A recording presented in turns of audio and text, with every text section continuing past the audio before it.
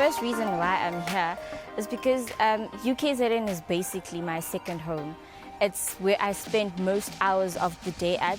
So it's obviously, they say cleanliness starts at home. So it's obviously important to be in a space where I keep the space clean. So on top of that, I actually want to raise awareness on clean spaces and like keeping the entire area clean.